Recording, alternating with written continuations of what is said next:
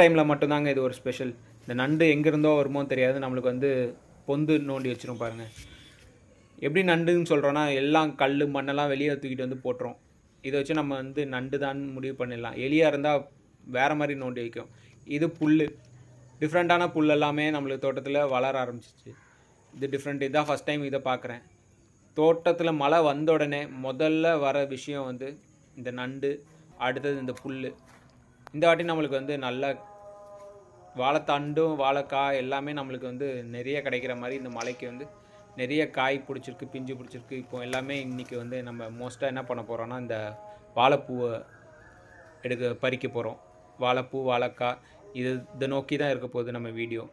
இது வந்து ஃபஸ்ட்டு வாழைக்காய் பறித்தோம். இது வந்து வாழைப்பழம்.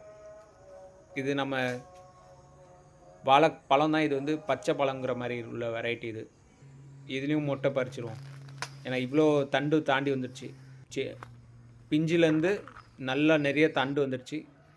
இப்போ பார்த்திங்கன்னா இதெல்லாம் நம்ம எப்படி கண்டுபிடிக்கிறோன்னா, சில நேரம் மிஸ் பண்ணிடுவோம். இங்கே கீழே அப்படியே பார்த்து நடக்கும்போது நம்மளுக்கு தெரியும், இந்த பூவெல்லாம் கீழே கொட்டி கிடக்கும்.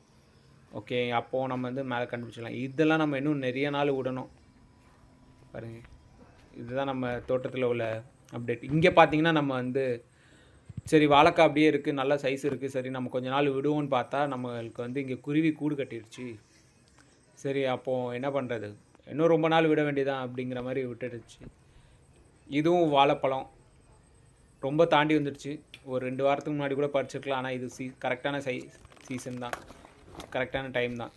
இல்லைன்னா என்ன ஆகும்னா, இந்த மொட்டு பறித்த இடத்துலேருந்து அப்படியே காஞ்சிட்டு அப்படியே மேலே வரைக்கும் பிஞ்சு பிடிக்கிற வரைக்கும் அந்த இடத்து வரைக்கும் போய் அப்படியே கரிஞ்சிட்டே வரும். சரி, இப்போது அடுத்தது தேடுகிற இடம், எல்லா இடமும் நம்மளுக்கு வந்து மொட்டு இந்த வாட்டி நிறையாவே இருந்தது. இதுவும் வாழைப்பழம் தான், பறிக்கிற பருவம் தான், நல்லா பறிச்சிடலாம். தோட்டத்தில் ஒரு பெரிய விஷயம் என்னென்னா, இப்போ நிறைய பாம்பு தெரியுது. கஷ்டமான இது, வேலை செய்கிறவங்களுக்கும் சிரமமாக இருக்குது. நாகப்பாம்பெலாம் இருக்குது. இதுக்கு என்ன அப்டேட், என்ன பண்ணுறதுன்னு தெரியல.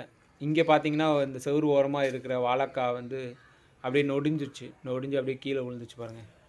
ஆனால் இலையெல்லாமே பச்சையாக தான் இருக்குது. அதனால் விட்டுடலாம். நம்மளுக்கு வீட்டுக்கு எவ்வளோ தேவையோ அது மட்டும் பறிச்சிக்கலாம் சொல்லிட்டு இதில் ஒரு 2 சீப்பை மட்டும் பறித்து எடுத்துக்கிறோம்.